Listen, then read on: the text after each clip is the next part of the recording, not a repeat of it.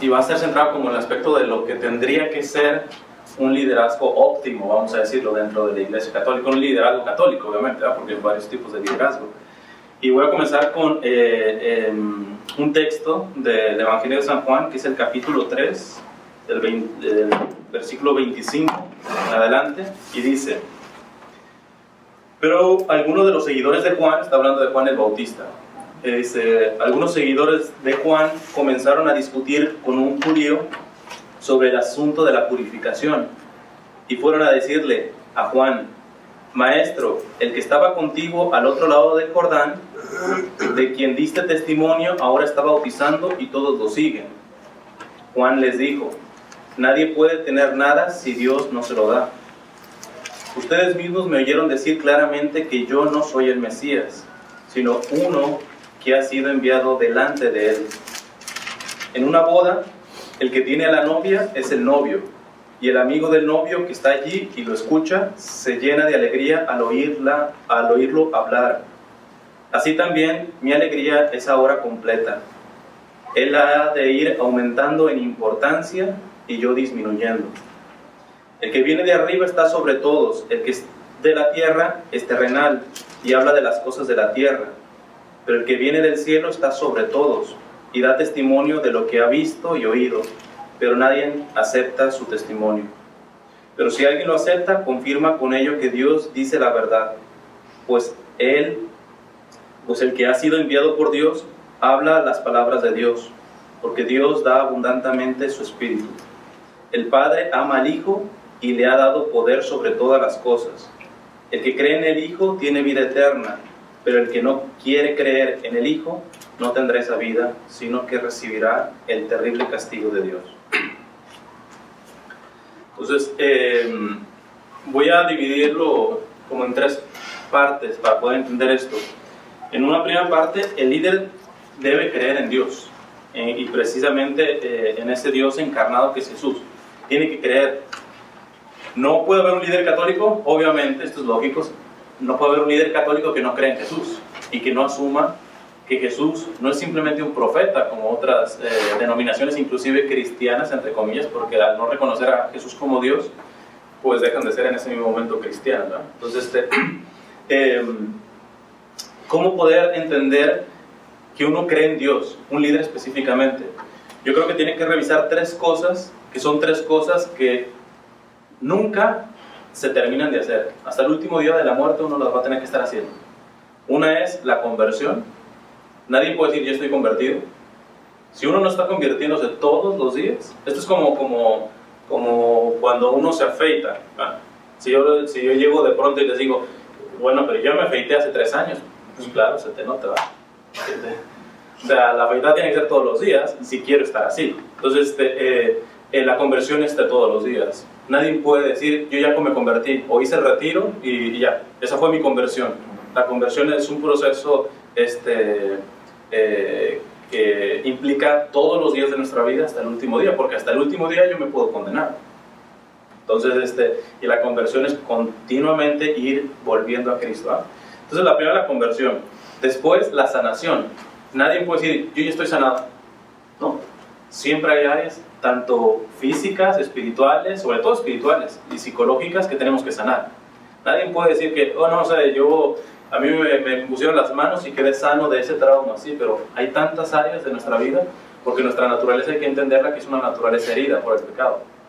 Entonces, nosotros tenemos que contemplar de que mientras nuestra naturaleza es una naturaleza herida, pues eso, habla de herida. Entonces, la sanación también tiene que ser progresiva hasta el último día de nuestra vida. Nadie puede decir, yo estoy sano, completamente. Y la tercera es la formación. Nadie puede decir que ya está formado. O sea, y eso yo desafortunadamente a veces lo he visto con mismos sacerdotes, ¿verdad? O sea, el sacerdote que cree que después de ordenado ya está formado. Pobre. Es casi como decirle, o sea, ¿quién se operaría con un médico que el último libro que agarró fue hace 15 años? Pues nadie, ¿verdad? Porque de aquí a 15 años ya ha cambiado la medicina y todo. Entonces, la formación, nadie puede decir, no, ya hice el cursito, ya. No, la formación es un proceso hasta el último momento. O sea, y por eso yo siempre pongo el ejemplo de que, gracias a Dios, yo tengo este camino a la mitad de mi vida. 15 años. En 15 años no me he acabado todo lo de la iglesia. Entonces para mí se me hace ridículo cuando uno escucha decir, no, yo era católico y yo conociste a la iglesia, yo tengo 15 años de mi vida estudiándola, introduciéndome en esto, formándome y todavía no me la acabo. O sea, la verdad que es ridículo cualquiera. O sea, es mejor decir, me salgo por capricho, me salgo por lo que sea, ¿verdad? Pero no podemos poner nunca el pretexto de decir, me salgo porque ya la conocí a la iglesia. Hombre, 2000 años de historia te los vas a aventar en ¿cuánto tiempo? Entonces, uno lee a los padres de la iglesia, los doctores de la iglesia, y la verdad que yo, por ejemplo, yo me simplifiqué mucho con este aparatito porque yo soy muy reservado en mis cosas personales. Sí, por ejemplo, tengo una semana de camisas, si compro una camisa, saco una camisa. Entonces todas las cosas mías personales, pues son muy reducidas, me cabe en una maleta literalmente todo. Pero cuando me mudaba, carga con los libros. Eran cajas y cajas y cajas, me tuve que desprender de ellos, ¿no? Y gracias a Dios la tecnología aquí ayuda, porque aquí tengo como 600 libros. Entonces, hablar de 600 libros es solamente una pizca de toda la espiritualidad que tiene la iglesia, de todo el magisterio de la iglesia, o sea, es increíble, increíble. Yo estoy seguro que me voy a morir, no me voy a terminar todo. Entonces, la riqueza de la iglesia nos habla de que la formación es continua. Uno no puede decir, yo estoy formado, ¿no? Entonces, el que cree en Jesús, el líder que cree en Jesús, tiene que entender que la conversión, la sanación y la formación son un proceso. Nadie puede decir, yo estoy convertido, yo estoy sano, yo estoy formado. Eso no creo que es irresponsable de un líder que lo diga. Y el mejor ejemplo, vaya, el texto de Maús. En el texto de Maús, Jesús les hace las tres cosas.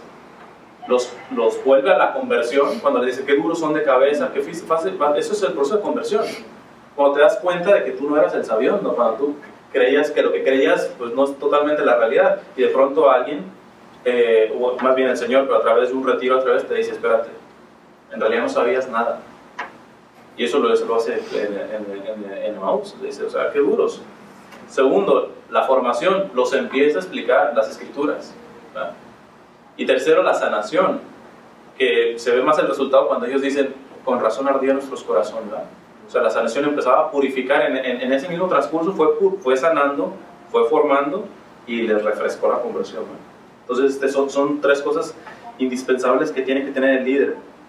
Él tiene que creer en Jesús, pero no solamente abstractamente, yo creo en Jesús, se tiene que ver en eso, en que continuamente es consciente de que su conversión es diaria, en que es consciente de que se tiene que estar sanando continuamente y tiene que ser consciente de que se tiene que estar formando continuamente. Porque de otra manera sería simplemente pues creencia de palabra abstracta. Creo en Jesús, pero ¿es eso cómo se encaja? ¿Cómo implica eso? ¿No? Entonces, y obviamente nadie da de lo que no tiene. Entonces, segundo, el líder debe esperar en Jesús. Si se fijan, van a ser las virtudes cardinales teologales, que es fe, esperanza y caridad. Entonces, el líder tiene que estar fuerte en esas tres partes. Primero ya vimos lo de la fe, tiene que creer. Esperar. El esperar me podría ir con varias cosas, pero yo voy a resumir una palabra. No hay cosa más grande, y esto sí, gracias a Dios digo por experiencia, no hay cosa que haga crecer más la esperanza, no solamente en un líder, sobre todo en un líder, pero en cualquier cristiano, que la gratuidad. ¿Qué es la gratuidad? Se resume en el texto bíblico que Jesús dice, cuando dice, den gratis lo que gratis han recibido. Dar gratis lo que gratis han recibido. Entonces, eso implica automáticamente un confiar en la providencia automática, porque en realidad, siendo honestos, ¿se cree actualmente en la providencia? Para mí, pensar, y mi opinión, no se cree en la providencia, porque siempre uno está buscando tener un colchoncito por si Dios no mete la mano aquí, pues mira, al menos ya tengo un colchoncito en esto, sean seguridades psicológicas, materiales, espirituales. Siempre uno tiende a decir, bueno, mínimo saber qué tengo atrás, ¿verdad? Y eso corrompe la gratuidad, corrompe la providencia. La providencia no trabaja ahí, porque la providencia trabaja a través de donde llega tu límite. Y si tú siempre estás poniéndote así como que una almohadita por si no entra la mano de la providencia, no crees en la providencia. Crees más en lo que tú puedas hacer, aunque sean cosas buenas, pero no crees en que Dios va a meter las manos ahí. O sea, es como el cuentito que quizá ya lo saben, ¿verdad? De los campesinos que se quejaban de que había una sequía grandísima y fueron con el padre y el padre dijo, bueno, vamos a orar todos los días y todos los días. Y pasaron los días y pasaron los días y pasaron los días y no llovía. Entonces ellos se fueron y se quejaron. Entonces el padre le dijo, bueno, a ver, les voy a preguntar, ¿cuántos de ustedes salieron con paraguas a sus trabajos? O sea, pedían que lloviera y no te llevas paraguas. O sea, no estabas convencido de que iba a llover hoy, ¿verdad? No llevabas sombrilla. Entonces, la gratuidad te forza a eso. Y yo lo voy a dividir nomás en dos cositas. La gratuidad habla de la pobreza como mandamiento y pobreza como consejo. La que nos toca a todos, independientemente si seamos casados, lo que es la pobreza como mandato, que es la que vemos en las bienaventuranzas, felices los pobres de espíritu. ¿Qué es un pobre de espíritu? Un pobre de espíritu es alguien que no se ata ni a $1 ni a $1.000.000. O sea, que su corazón lo tiene libre totalmente para Dios, que ni siquiera lo ata con una persona. La mejor manera para poder saber si uno es pobre de espíritu es entender, por ejemplo, si ahorita me avisan, bueno, yo tengo carro, pero supongamos que tengan carro, y me llegan y me avisan y me dicen, ¿sabes qué? Te acaban de robar el carro. Me mentiro, no me voy a poner a aplaudir, ya qué bonito, ¿eh? Pero si me desespero, es signo de que ese carro estaba dentro de mi corazón. Porque el cristiano se afecta, pero no se desespera, no se devasta. Esa es la particularidad del cristiano. El cristiano llora, le duelen las cosas, ¿va? Pero no se devasta. ¿Por qué no se devasta? La clave está en que eso no lo tiene en su corazón. Que se te murió un familiar, por muy cercano que sea, si te devastas, significado de que ese familiar tenía más peso que Dios en tu corazón. Entonces, la pobreza de mandamiento, porque eso sí nos pedirá cuentas Dios, es de que nuestro corazón es exclusivo de Él, ¿verdad? Y haciendo exclusivo, uno comparte a los que tiene, ¿verdad? Y uno hace uso de las cosas materiales de acuerdo a eso. Pero de hecho Santa Catalina decía una frase muy buena, decía que nosotros hemos sido creados exclusivamente para amar a Dios. Y que cuando uno se ama a Dios, todo lo demás se ama desordenadamente. O sea, sí amas, pero desordenadamente. No sabes, si tú no amas con exclusividad a Dios como primero, si el corazón completamente no es de Dios, automáticamente ten 100% la seguridad de que el amor que le estás dando a la esposa, a los hijos, a las cosas, todo eso es un amor desordenado. No es malo, pero desordenado. Y entonces, en el desorden es más fácil que el demonio se meta la cola ahí, ¿no? Entonces, ese es hablar de gratuidad. El líder, cuando realmente es un líder que tiene su corazón intacto para Dios nada más, está viviendo la pobreza de espíritu. Puede tener $1, puede tener $1.000.000, pero su corazón no está en eso. ¿Por qué? Porque se le puede ir el $1.000.000, se le puede ir $1 y no lo devastan. Le sacaron una lágrima por ahí, ¿verdad? Pero no lo devastan, ¿verdad? Entonces, y eso obviamente lo tiene que tener un líder, y si no lo tiene un líder, lo tiene que pedir. Para eso está la gracia de estar orando continuamente. El líder tiene que ser responsable de su responsabilidad delante de los más pequeños, porque quizá otros que ni siquiera han tenido ni siquiera su proceso de conversión no entienden este lenguaje. Pero esto me estoy atreviendo a hablar porque estoy asumiendo de que por lo menos empezó ya nuestro proceso de conversión, ¿verdad? Si no ha empezado, obviamente esto no tiene sentido, ¿verdad? No lo van a entender. Entonces, y la otra, no es mandatorio, de hecho por eso digo la pobreza como consejo. No es como mandato, que es no atar nuestro corazón ni a $1 ni a $1.000.000. Y la otra es un consejo. De hecho, a los votos del religioso se le llaman los consejos evangélicos, que es pobreza, castidad y obediencia. Y la pobreza que ellos asumen es una pobreza como consejo, es decir, no estás obligado a vivirla. Pero es las palabras de Jesús cuando se le llega el joven y le dice, ¿qué tengo que hacer para salvarme? Pues mira, cumple con los mandamientos. Entre ellos iba a estar de la pobreza como mandamiento, ¿okay? Ya los cumplo todos. Entonces dice, ok, si quieres ser perfecto, ve, vende todo lo que tú tienes y después ven y sigue. No lo hizo. Sin embargo, ese muchacho, aunque no lo haya seguido a Jesús con radicalidad, así hasta el final, sin embargo se hubiera salvado. Estaba cumpliendo todo. Pero hay un paso que Jesús dice, ok, aquel que me quiera amar con mayor radicalidad, pues miren, hay esta oportunidad. Y yo la suelto porque finalmente uno nunca sabe en qué parte podemos integrar este tipo de cosas, de consejos, o inclusive transmitirlos a otros, especialmente a gente soltera, ¿no? Entonces, ¿qué es el consejo? El consejo de la pobreza evangélica, ya como consejo, es intentar vivir la pobreza de Jesús. ¿Cuál fue la pobreza de Jesús? Pues siendo Dios, se hizo pequeño, vino a nacer en un establo. Después se aventó frases como estas: el Hijo del Hombre no tiene ni dónde reclinar la cabeza. Murió desnudo, porque nosotros le ponemos el pañuelito, pero era desnudo. En pocas palabras, el que asume el consejo de la pobreza evangélica es consciente de que un día le puede faltar lo necesario y está dispuesto a vivir esa falta de lo necesario. Es decir, alguien que no tiene la obligación, vamos a decirlo, este es un plato de comida, yo tengo a mis hijos, este plato de comida, y aquí tengo un montón de pobres, este plato ¿a quién se lo voy a dar? ¿Al pobre o a mis hijos? Mis hijos, es mi primera responsabilidad, sacramentalmente, ¿va? Entonces, y no estoy haciendo la injusticia al pobre.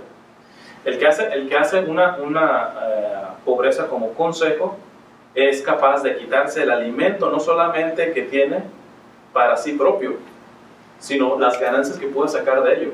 O sea, vive pues yo creo que esa es la definición más, o sea, se hace otro Jesús, ¿verdad? Por eso yo creo que el piropo, el cumplido, el halago más grande que le han dado a un ser humano, yo creo que lo ha recibido San Francisco de Asís, que fue el que un poquito más vivió esa pobreza. No sé si lo han escuchado, dicen que San Francisco de Asís, y esto se viene diciendo desde la Edad Media, ha sido el hombre que más se ha asemejado a Jesús en la tierra. De hecho, a San Francisco de Asís es algo chistoso, porque ni siquiera son cristianos, los musulmanes lo aceptan. Entonces, es interesante, pues, porque esa pobreza no es una imposición, pero el que la quiera llevar, y es donde yo pongo un poquito el ejemplo, yo sí les puedo decir que muy pocas veces a mí me ha faltado lo necesario, ¿verdad?, al intentar vivir esa pobreza. Y cuando ha faltado, yo le digo a la gente, en realidad no ha faltado, porque uno dice, pues se va al Evangelio, que lo que voy a dar va a ser multiplicado. Entonces supongamos que ahora solamente tengo un plato de comida, y la pobreza como consejo me pide desprenderme, yo lo doy, y la mayoría de veces me vuelve a regresar eso y más. Eso es lo normal, porque Dios sí cumple. Pero ¿qué pasa? Yo sé en esto, ha llegado momentos en donde yo doy plato de comida y no me regresa nada. Nada entre comillas, porque yo ahí entendí que sí estaba dando, sí regresó, y regresó más que un plato de comida. ¿Qué me regresó? Me regresó el privilegio de poder vivir la pobreza que Él vivió. O sea, que Él me comparta la experiencia de hambre, de sed que Él tuvo. Eso es mucho más que me hubiera regresado 3 platos de comida. O sea, que Él me sumerge en su misterio, eso no tiene precio. O sea, ahí sí que me dio más que un plato de comida y más que una multiplicación de pan. Me dio la gracia de poder no tener dónde reclinar la cabeza como Él, ¿verdad? Poder vivirlo al menos un momento, porque Él siempre está dando lo necesario al menos, ¿verdad? Entonces, ¿esto de qué le sirve al líder? Madre Teresa de Calcuta decía que pobreza es igual a libertad, ¿verdad? O sea, un líder que tenga lo menos la pobreza de espíritu va a tener la capacidad de manejarse con libertad cristiana, tanto para ordenar como para ser ordenado, ¿verdad? O sea, porque Él no es el centro, ¿verdad? Está todo así como, vamos a decirlo, abandonado a la providencia de Dios, ¿verdad? Sabe que es una herramienta y punto, ¿verdad? Entonces, la tercera, que es la más importante, el líder debe de amar a Jesús. No solamente creer, no solamente esperar, sino amar a Jesús. Sería muy extenso si explicara todo esto. Nomás voy a tomar unos rasgos de qué sería amar para Jesús de acuerdo a un líder. O sea, aquí, de amar a Jesús, podríamos dar hasta todo un retiro, ¿verdad? Pero voy a manejar nada más ciertos rasgos. Primer rasgo: quien ama a Jesús refresca su amor continuamente. Refresca su amor continuamente. Es decir, no basta la conversión, no basta la sanación, ni la formación, sino está el amor. Jesús, San Pablo lo dice. Aunque hablara lenguas, aunque supiera esto, aunque supiera el otro, inclusive dice, aun cuando diera mis vidas a las llamas, o sea, está diciendo el propio martirio, aun cuando me pudieran matar, si no tengo amor, de nada me sirve. Es decir, que la parte de la creer es importante, no la estoy minimizando, pero eso tiene su referencia en que la meta es amar a Jesús. De nada me sirve ser, ¿a cuántos Dios no convirtió Jesús en el camino? ¿A cuántos no sanó? ¿A cuántos no formó? Pregunta, ¿cuántos llegaron a la cruz de esos? Es decir, el que me hagan un milagro, cuando yo pongo el ejemplo, cuando está la hemorroísa, esa vaya que sí le peleó, le luchó, se arrastró, le hizo todo lo posible para arrancarle el milagrito, se lo arrancó. Ahora, pero yo pregunto, ¿la hemorroísa cuando se murió, se salvó? No sabemos. Posiblemente sí, pero no. O sea, el que yo reciba un milagro de Dios no es garantía de que yo me vaya a ganar al cielo. El que Dios me haya formado a mí, Judas fue formado por 3 años, igual que los demás.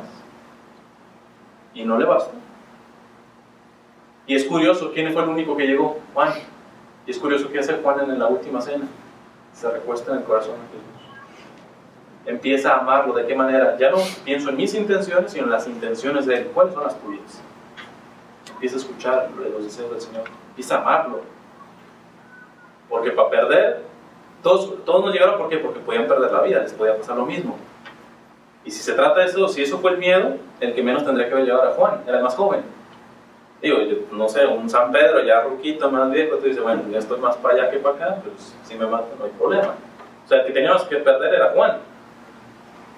Pero Juan entendió esa parte y Pedro la entendió después. Curiosamente, ¿cómo lo restituye Jesús? Pedro, ¿me amas? Sí, Señor. Pedro, ¿me amas?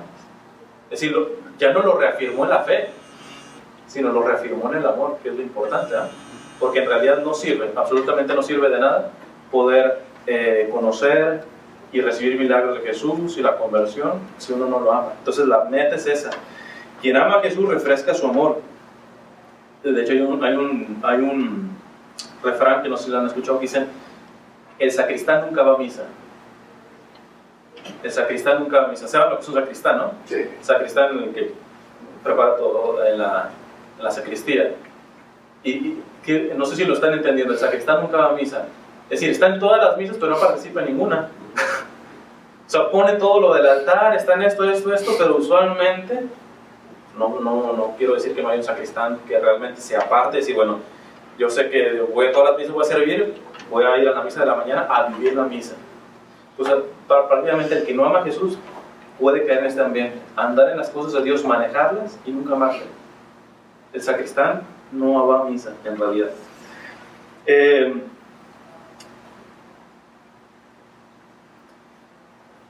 Amar a Jesús, cuando digo que lo refresca, es ir a los inicios. Hay una parte en el Apocalipsis, también en el profeta Oseas, en donde hay un mensaje bien importante. Digo, palabras más, palabras menos, dice: conozco tu conducta y tu constante esfuerzo.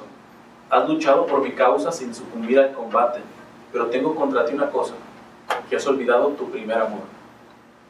Y luego en el profeta Oseas dice: por eso yo la llevaré al desierto, le hablaré al corazón, la volveré a enamorarla.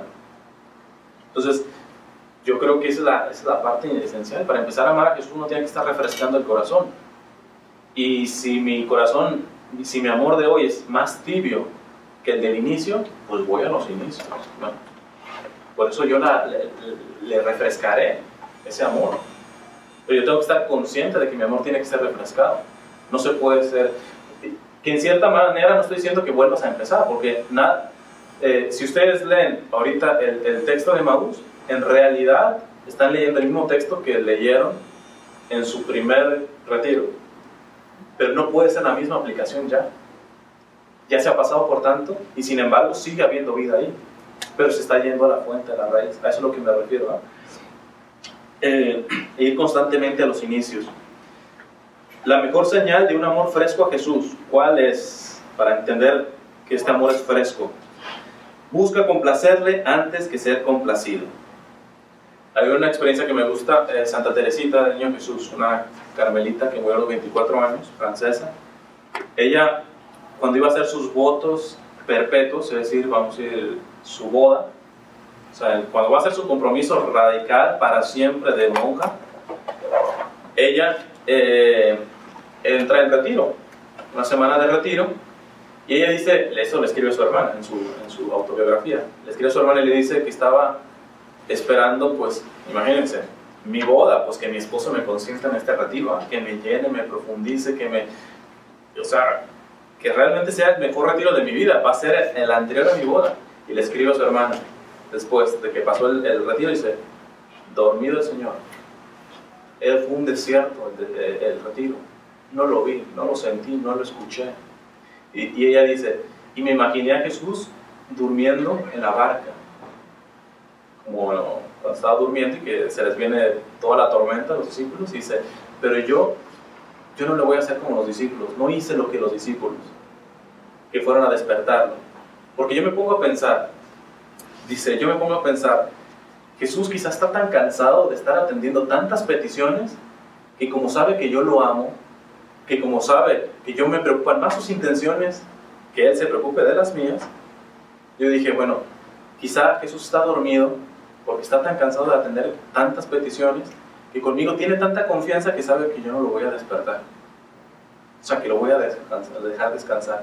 Dice, y si la tormenta se pone más recia, antes que despertarlo, me voy y me duermo con él. Es decir, la señal de un amor fresco, en realidad a Jesús, es cuando realmente uno ya comienza a interesarse más por él que por uno. Más que, Señor, estas son mis intenciones. Señor, ¿cuáles son tus intenciones? Más que, Señor, estos son mis dolores. Señor, ¿cuáles son tus dolores? Porque yo siempre pongo ese ejemplo, ¿eh? ¿Por cuántos yo puedo sufrir? No, o sea, que mi hermano que anda en la droga, que mi abuelita que está en el hospital, ¿cuántas personas? ¿10? ¿20? ¿30? Y yo pregunto, ¿por cuánto sufre el Señor? Por todos los del planeta. Conclusión, ¿quién necesita más consuelo? ¿Tú o yo? Entonces, esa es la parte de un amor fresco. Nuevamente, independientemente de si uno está a ese nivel o no está a ese nivel, esa es la meta. Porque en realidad yo no estoy de acuerdo cuando, o sea, sí tenemos que ser conscientes a qué personas nos estamos dirigiendo para poder evangelizar. Pero yo creo que una de las cosas que ha hecho que tengamos una fe muy, pero muy light, es precisamente no presentar la vara, el objetivo principal. Entonces, hemos reducido una espiritualidad de Jesus loves you, ¿verdad? Dios te ama muchito. Estamos llegando al otro extremo de lo que antes se hizo también mal.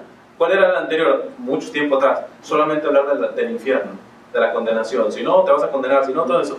Está bien, porque son verdades de fe.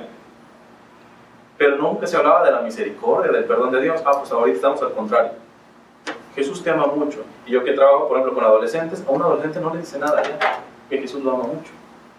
Si no lo retas, si no le avientas la verdad así, tal y cual, te puede llorar, te puede hacer capricho, te puede hacer... Por eso yo suelo decir, por ejemplo, a grupos de jóvenes, hablen lo que tienen que hablar. Que se les vaya gente, pero esa gente después va a regresar porque la vida te pone en su lugar.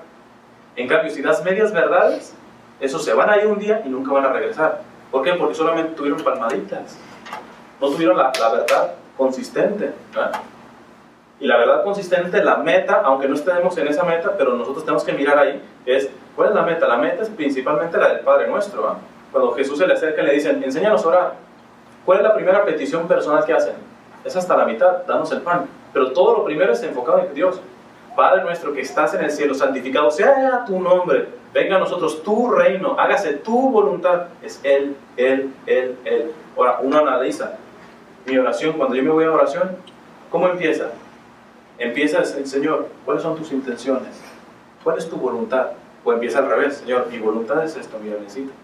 Entonces, un signo de alguien que ama con frescura a Dios es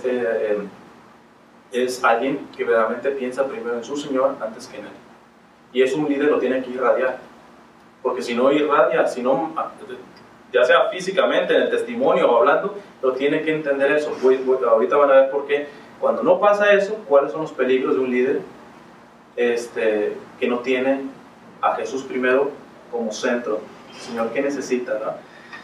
Y lo voy a decir así.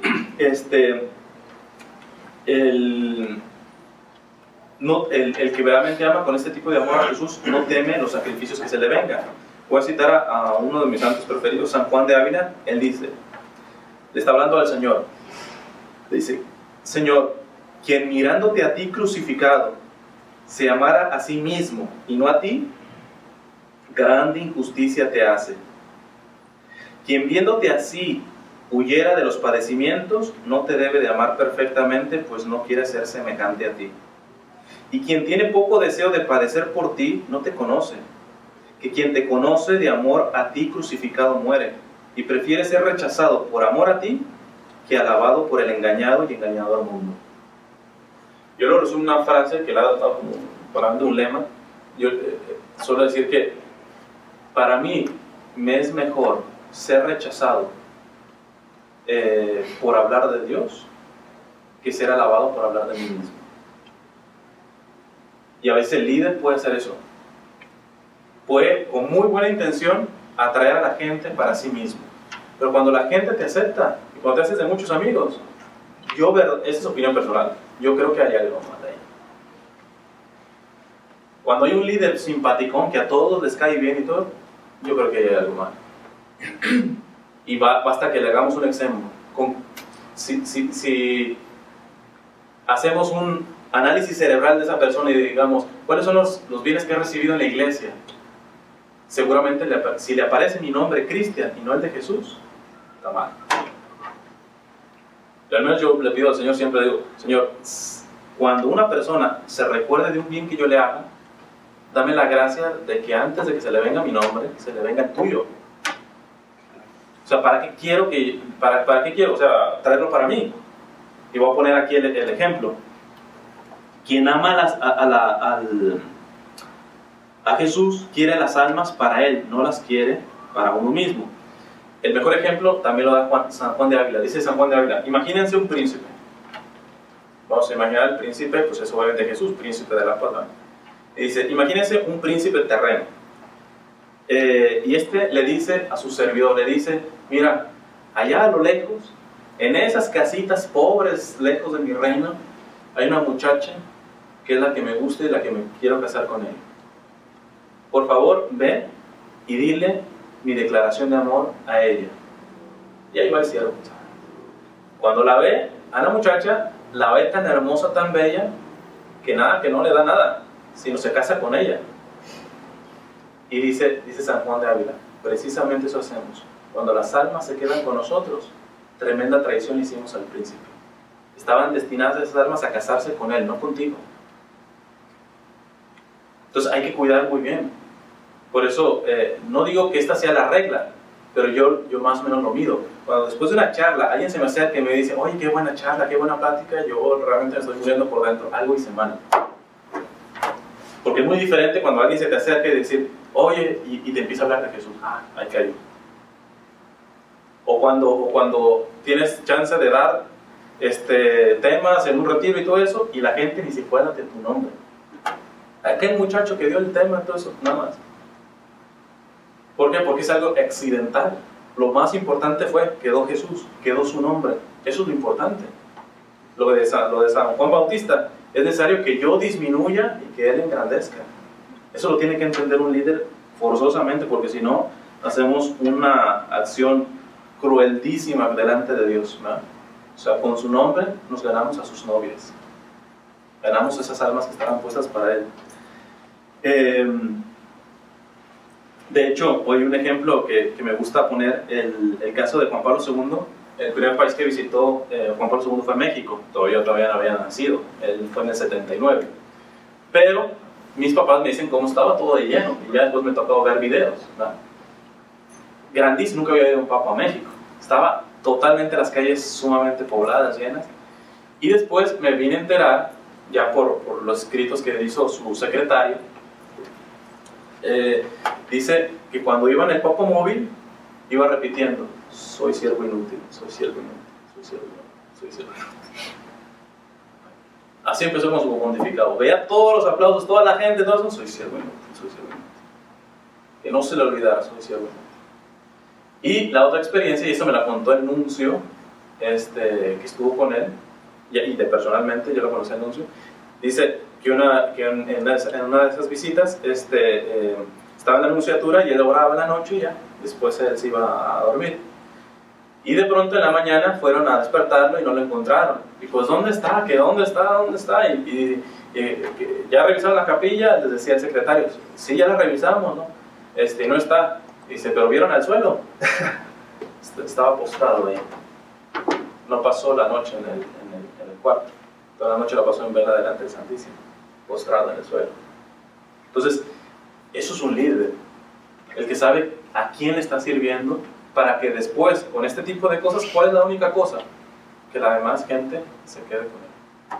No presentar ni mi imagen, no necesito ser simpaticón con nadie, ¿verdad? Y a veces necesariamente tiene que ser así. A veces tú tienes que intentar dar a Jesús, aunque no les caiga bien a la gente, y tú sabes que 3, 4 años, cuando pasen por alguna desgracia desafortunadamente o algo, se les va a venir eso que ya no te van a dar las gracias, gracias a Dios, ¿no? A mí el mejor ejemplo es, por ejemplo, la gente de clausura, las que viven en convento y que no salen. Esos hacen quizás a veces mucho más de lo que nosotros hacemos, y ellos nunca van a tener un gracias, nunca. No pueden entrar ni siquiera a los monasterios. Es gente que radicalmente está fundiéndose en trabajo, en oración, por un solo propósito. Atrás de cada conversión yo estoy segurísimo que hay almas de vida contemplativa. No, los retiros no convierten. Los retiros solamente ponen la cereza en el pastel. ¿Quién hizo el pastel? Las madres que lo lloraron, las religiosas que oraron, todo lo que hacen en secreto, ¿no? Y es aquí donde voy a poner el ejemplo de San Juan de Ávila, que dice: traer almas al conocimiento de su Creador no carece de trabajo, porque si se realiza bien este apostolado, las personas que hemos de engendrar como hijos de Dios por la palabra, no tanto han de ser hijos tuyos, sino hijos de tus lágrimas. Si uno llora por las almas y otro predicando las convierte, no dudaría yo de llamar Padre al que con dolores y gemidos de parto los alcanzó para el Señor, antes que el que con palabra pomposa y compuesta los llamó de afuera. A llorar aprenda quien toma oficio de padre. A peso de gemidos y ofrecimientos de vida da Dios los hijos a los que son verdaderos padres. Esa parte, o sea, atrás de una conversión está una oración callada, tantos sacrificios de esposas, de madres, de abuelas y de gente sobre todo que no nos conoce, ¿no? Santa Teresa de Ávila, fundadora de las Carmelitas Descalzas, ella vivió una vida sumamente ajetreada en su tiempo, siglo XVI. Fundó varios conventos, le pasó de todo, fue hasta acusada de la Inquisición. O sea, realmente le decían andariega nada más con eso, o sea, tuvo una vida revolucionaria. Pues la vieja, así ya viejita, anciana casi, antes de morir dijo: 1000 de estas vidas yo daría por salvar una sola alma. O sea, todo lo que pasé, por todo lo que tuve que pasar, pues 1000 veces yo viviría esto por salvar una sola alma. San Juan Bosco también tiene su lema de San Juan Bosco, le decía: Señor, dame almas y toma el resto. Dame almas y toma el resto. O sea, si me permite salvar almas, mira, toma el resto, tómate mi salud, tómate lo que tú quieras, ¿no? Ese es su galardón. Conclusión. Voy a leer un texto de la Biblia que está es el capítulo 16 de Lucas. Dice: si uno de ustedes tiene un criado que regresa del campo después de haber estado arando o cuidando el ganado, ¿acaso le dice: pasa y siéntate a comer? No, sino que le dice: prepárame la cena y disponte a atenderme mientras yo como y bebo. Después podrás tú comer y beber. Y tampoco le da las gracias al criado por haber hecho lo que le mandó. Así también ustedes, cuando hayan cumplido todo lo que Dios les manda, deberán decir: somos siervos inútiles, porque no hemos hecho más que cumplir nuestra obligación. Creo que ese es el resumen de lo que tendría que ser un líder, la espiritualidad del liderazgo. Yo no le hago un favor a Dios con juntas, con reuniones, con retiros, sacando tiempo. Yo no hago o sea, si lo llego a hacer, lo mínimo que yo podría hacer es, Señor, soy siervo inútil, simplemente hice lo que me tocaba. O sea, ni gracias me tendrías que dar. O sea, el privilegiado en trabajar en tus cosas soy yo. Yo no te estoy haciendo favores, ¿ya? Me decía un sacerdote que una ocasión estaba en un hospital, estaba una muchacha muy grave, con un cáncer terrible, y su papá se le acerca al padre y le dice, ¿sabe qué? Mañana que la operan, yo ya le di el ultimátum a Dios. Yo ya le pude dejar las cosas claras a Dios. Ay, ¿con qué le dijiste? Le dije. Yo le dije a Dios que por el favor que yo le hice, o me sana mi hija, o se va a enterar de quién soy. ¿Y qué favor le hiciste? Él fue el que con sus grúas y con todo eso trasladó a la Virgen de Guadalupe de la antigua basílica a la nueva. Ese fue el favor que le hizo. Yo no dudo de que le haya costado, que haya venido dinero, todo eso, pero a veces nosotros tenemos ese tipo de mentalidad. Es que dejé mi fin de semana, es que dejé tantas cosas, es que tú dices, ¿dejaste qué? Igual, este mismo sacerdote pone el ejemplo muy chistoso con la casa de los sacramentos. Usualmente las bodas son en sábado. Y dice, si supieran cuántas veces después de una boda en sábado alguien se me acerca y me dice, padre, esta misa ya vale para mañana. Entonces yo ¿qué les digo? Una vez le dije a una muchachita, ok, mira, ¿tú tienes novio? Sí. Ok. Hazme un favor, ve, dale un beso y dile que si ese beso vale para mañana.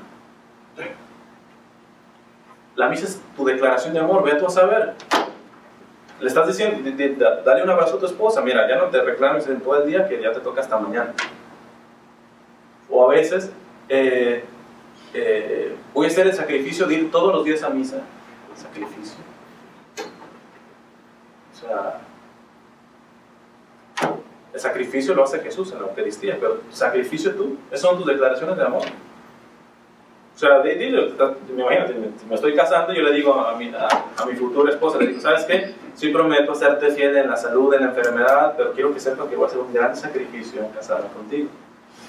Quiero que asumas, o sea, sí te estoy prometiendo fidelidad, pero quiero que asumas que es un gran sacrificio lo que estoy haciendo en comprometerme contigo. Así se la ponemos, cuando lo que hacemos por Dios es un sacrificio. O este mismo sacerdote decía también un ejemplo muy bueno. Cuando escuchas frasecitas como, vamos a misa temprano para quedar libres. ¿Libres de qué? ¿Vas a la cárcel o qué? ¿Libres de qué? No está mal ir en la mañana, pero aquel que va en la mañana para quedar libre, tú nunca dices, voy a un partido de fútbol ya, nada más para salir del fútbol y quedar libre, ya. ¿No? Y eso, obviamente, si uno no tiene ese enfoque de amar al Señor, el privilegiado soy yo, de partirme la cara, de complicarme en mi horario, de complicarme en mi dinero, de complicarme en mi salud, de complicarme... Si yo no entiendo eso como un privilegio, no como un favor, voy a estar muy cerca, tarde o temprano, de hacer este tipo de actitudes. O de cobrarle al Señor, o no sentirme entendido, no sentirme valorado, o inclusive despreciado cuando mis iniciativas no las agarran todos aquí. Oye, yo estoy viniendo aquí, estoy poniendo todo lo mejor para no ser valorado, todo eso.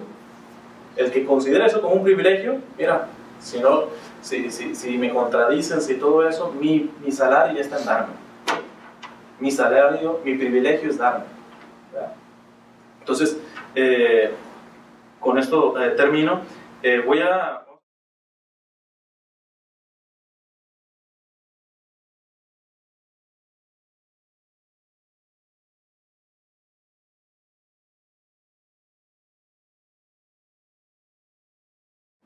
Sí, imagínense, tú embarazaste a tu esposa sin antes casarte y te sale después tu hija con que quiere hacer lo mismo, ¿le da chance? ¿O no? Pues no. Es decir, la verdad, lo que es la verdad, no es verdad por quien la dice. O sea, yo pongo el ejemplo, si un violador me dice que violar está mal, yo le creo. Yo le creo. ¿Por qué? Porque el que violar esté mal es independientemente de que me lo diga un violador o un casto, puro, santo y todo. O sea, la verdad no muda. Entonces, ahora lo que sí tiene parte de verdad, en la parte que ustedes están viendo, es de que la verdad dicha, acompañada del testimonio, de que tiene más peso, pues tiene muchísimo más peso. pero uno no puede limitarse, nadie hablaría. Nadie predicaría el Evangelio. ¿Quién lo vive completamente? Nadie. Entonces, aquí hay y les digo que es un aspecto evidente aquí porque, por ejemplo, ateos o evangélicos, otros, usualmente se agarran de hipócritas. Y yo por eso les digo, de hecho, recientemente subí un video donde hago la diferencia porque ya tantas veces están explicando, que dije, no, mejor lo grabo en video y lo subo y ya hay que lo vean. La diferencia entre hipócrita e incoherente. No es lo mismo un hipócrita a un incoherente. ¿Qué es un hipócrita? Un hipócrita es alguien que dice, no sé, les voy a dar un tema y les digo, mentir está mal. Y mañana, o saliendo del tema, yo miento. Y en mi cabeza digo que mentir no está mal. Eso es un hipócrita. Alguien que dice algo que hace lo contrario y que piensa lo contrario. O sea, te dije que mentir está mal, pero yo no pienso que mentir está mal. Y por eso cuando lo hago, por eso caigo. Porque en realidad en mi cabeza yo no pienso que esté mal. ¿Qué es un incoherente? Un incoherente se parece, pero no es lo mismo. Un incoherente es alguien que te dice, mentir está mal. Y mañana miento, pero en mi cabeza sigo creyendo que mentir está mal. ¿Cuál es la gran diferencia? El incoherente siempre tiene una luz, pequeñita si quieres, pero una luz de conversión. ¿Sí? Hay tanta gente que no sé, el pecado que cae es realmente porque lo tiene tan arraigado que esas caídas es simplemente de las muchas que se va a tener que dar antes. Y es caíte y levante, caíte y levante. Porque está siendo incoherente cuando cae, sí. Pero la conciencia de saber que la caída no es su estado en donde el que tiene que estar, lo hace levantarse. El hipócrita nunca va a hacer eso. Porque no piensa que eso esté mal, concretamente. Entonces, ahora, la incoherencia cuando se evangeliza es propiamente como el impulso a ser corregido. Y es ahí donde yo suelo, siempre antes o después de cada tema, ahora no lo dije porque yo lo dije la otra vez pasada, lo que siempre le digo a la gente es, lo que les voy a decir no necesariamente es lo que yo vivo, sino lo que intento vivir. Por lo tanto, el día que me vean viviendo lo contrario a lo que les he dicho, no tienen permiso, tienen obligación de corregirme. ¿Por qué? Porque si yo no digo eso, yo no me cubro las espaldas, porque podré identificar ciertos pecados, pero por ejemplo el pecado de la soberbia es transparente. Tú te das cuenta cuando eres soberbio. O sea, el soberbio, ese es pues el primer pecado de todos que ha existido, y es el único pecado que aunque te metas a un monasterio tú solito, nunca te vas a escapar de él. Te escaparás de la lujuria, de la envidia, de lo que sea, pero hasta en un monasterio uno puede pecar de soberbia. Y es tan invisible que hay un refrán que me encanta que dice, si el soberbio viera lo ridículo que se ve, por soberbia dejaría de ser soberbio. Si el soberbio viera lo ridículo que se ve, ¿por qué? Porque el efecto de la soberbia es que tú no te enteras que eres soberbio. Entonces, esa es la gracia de donde solamente en comunidad tú puedes crecer. O sea, que el otro te vea, que tú dices, pues yo no lo estaba viendo tan así, ¿no? A veces nos puede costar 2 o 3 días procesar la corrección, pero el problema es, si eres un hipócrita, la corrección te va a entrar aquí y te va a salir acá. Pero el incoherente, que está analizando su incoherencia en base a un proceso de perfección,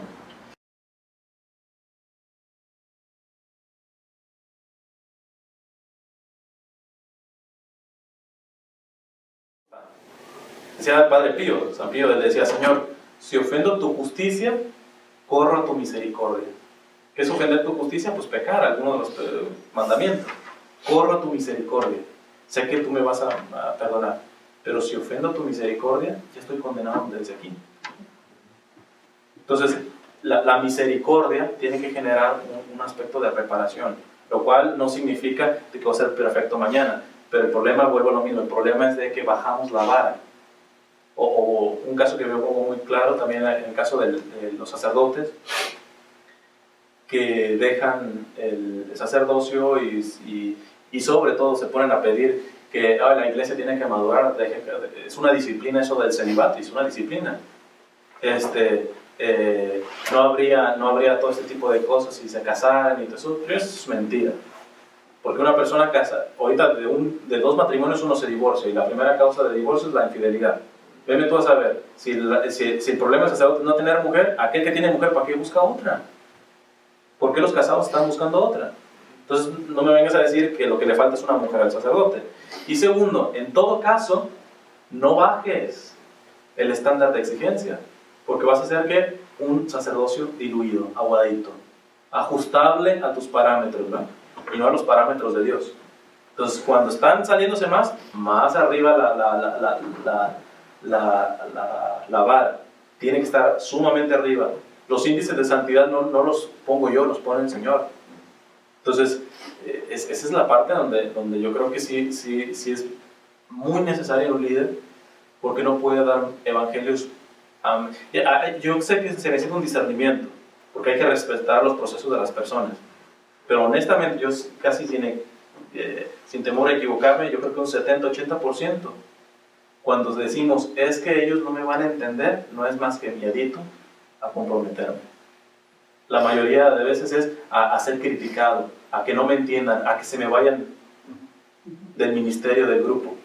No son realmente causas de decir, no, sí, es que el proceso de esto, y te das cuenta porque después a esos que dices que no tienen tanta formación, tú no los, en el transcurso de la semana, tú no los sigues formando. O sea, no te preocupas por su salvación continuamente, solamente aquí. Y entonces aquí sí no están preparados, entonces no hay que hablarle tan fuerte. Pero ya no los sigo evangelizando en todos los demás días.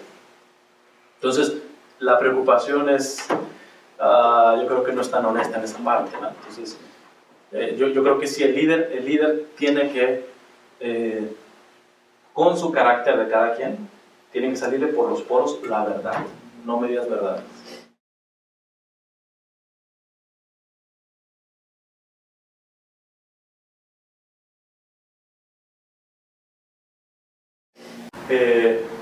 En verdad yo creo que cuando una persona se escandaliza, a veces hasta fariseicamente, el padre esto,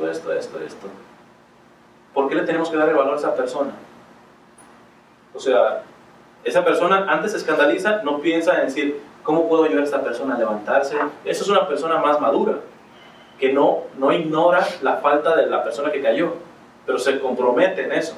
Entonces, ¿qué quiero decir? Estamos teniendo comunidades aniñadas, infantiles, que tenemos que darle chupón, ¿verdad? Biberón. Porque, ay, no lo voy a escandalizar ahí, la palmadita, ponlo aquí tranquilito, que no se despeine, ¿verdad? No, ellos tienen que entender que la iglesia es santa y pecadora, santa por su fundador, pero nosotros somos una bola de pecadores que estamos en proceso de conversión. Si no le parece eso, que se vaya en el lugar a ver si lo encuentra perfecto, ¿no? O sea, la excesiva preocupación por el hecho de qué va a pensar la gente, se va a escandalizar la gente, me parece que es simplemente darle más palmaditas a una comunidad inmadura. Y es precisamente por eso, porque hay que predicar las cosas tal y cual son. O sea, yo de las cosas que agregaría es, yo sí veo necesario que se empiece a predicar más, por ejemplo, del infierno. Yo creo que es necesario. No al punto de como antes, que era puro infierno, pero yo creo que sí. Porque teológicamente esa es verdad de nuestra fe. Si hoy me muero y tengo un solo pecado mortal, yo me condeno. O sea, cuando tú ves que una Teresa de Ávila dice, 1000 de estas vidas yo daría por salvar una sola alma. Es que eran santos que concebían que es que no podemos dejar morir a una sola alma en pecado. No podemos que se condene. O sea, la preocupación más grande que puede tener un católico es entender que a veces yo pongo un ejemplo que nos cae más porque lo podemos visualizar más. Lo voy a hacer rapidito. Piensen en una persona a la que más aman ahorita. Entonces tendrá que venir rápido, pues. La persona que más aman. Hoy se muere. ¿Te podrías quedar tranquilo de que hiciste lo necesario para que hoy esté en el cielo? Si dices sí, amaste. Si dices no, no amaste. Pero le di besos, papachos, todo eso no se lo va a llevar. Ni el polvo de un ladrillo se lleva. Entonces, si mi amor no salva, yo no estoy amando. Porque el amor es ser un puente entre la persona amada y Dios. Volvemos a lo mismo.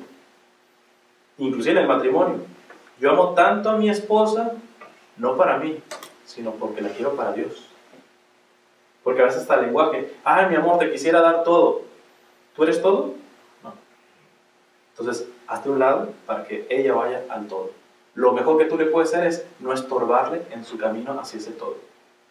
Porque al final, inclusive, el mismo matrimonio no es para toda la vida. Con la muerte se acaba. Y si solamente lo mejor que le pudiste dar fue tu persona, pues pobre. O a veces lo pongo en el caso de los padres. Yo les digo, sobre todo las madres que eso lo entienden más, ¿no? Están más apegadas a los hijos. Yo les digo, ¿qué mamá le gustaría interceder por sus hijos en el cielo cuando se mueran? No, pues todas. Le digo, pues para que puedas hacer eso, le vas a tener que pedir permiso a que quizá olvidaste aquí. Es decir, hay mamás tan buenas, que son tan de sus hijos, que por ser tan de sus hijos no son de Dios. Todo es su esposo, sus hijos y viceversa, cada quien agarra. Y es tanto que suplen a Dios. Y no se nos olvide que ni siquiera el matrimonio está por encima del primer mandamiento. Amarás a Dios sobre todas las cosas, con todo tu corazón, con todas tus fuerzas. No cuesta ni mi trabajo, ni mi esposa. De hecho, el que entiende eso, el primer mandamiento es el que se desborda en que la mejor muestra de amor que yo puedo dar es llevar a mis hijos, a mi esposa, a Dios. O sea, saber, la madre de Santa Teresita, los padres ya son beatos, que se tardaron, ¿verdad? Porque eran unos santazos esos, los padres de Santa Teresita. Y la mamá, ellos, bueno, lo resumo rápido. El papá quería ser sacerdote, no lo admitieron porque no sabía latín, y todas las clases en ese tiempo eran latín. La mamá quería ser monja, entró de hecho y dijeron que no tenía vocación, se salieron, se encontraron en un puente, a los 3 meses se casaron de conocerse y llevaban un matrimonio que llamaban Josefino, es decir, semejante al de la Virgen María y José, o sea, una castidad extrema. Entonces, hasta que su director espiritual dijo, no, eso ya no califica tanto, se tienen que tener hijos, y vaya que tuvieron varios, se les murieron varios prematuramente, pero ella escribía en una de las cartas, dice, yo solamente por un deseo quiero tener muchos hijos, porque quiero ver muchos seres humanos disfrutando un día del cielo. O sea que la única meta de traer hijos aquí es un día llevárselos al cielo del Señor. Que el Señor tenga almas en el cielo que lo adoren. No un hijo, pues, que me haga no sentirme solo, ¿eh? Pues cómprate un perrito o otra cosa, ¿verdad? Pero un hijo se trae para llevárselo a Dios. De Dios ha venido y a Dios va.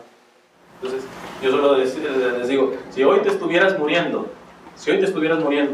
¿le podrías dar a Dios una sola razón que le convenga a Él dejarte vivo? Estás muriendo, imagínate, estás muriendo. Señor, ¿sabes qué? Te conviene dejarme vivo, ¿por qué? ¿Hacia dónde está nuestro...? Y no tenemos que ser ni monjas ni sacerdotes. Mira, te conviene por mis hijos, pero ¿para qué tus hijos si los estás echando a perder? Es muy diferente decir, Señor, te conviene dejarme porque anhelo que mis hijos se enamoren de ti. Anhelo que ellos sean hombres tuyos, ¿no? O mujeres tuyas. Anhelo no dejar sola a mi esposa porque anhelo seguir este camino de llevarla hacia ti. Muchísimos, son razones muy diferentes, ¿verdad? A decirle, no, es que no la puedo dejar sola. O es que no pueden dejar huérfanos esto. ¿Cuáles serían nuestras razones que le diríamos a Dios que le convengan a Él para dejarnos vivos? Y entonces ahí empieza, reactiva automáticamente. La iglesia es bien sabia cuando decía, cuando tú tienes problemas, piensa en la vida, piensa en la misericordia. Pero cuando estás bien, piensa en la muerte. Piensa en que estamos de paso aquí, somos peregrinos, estamos de paso.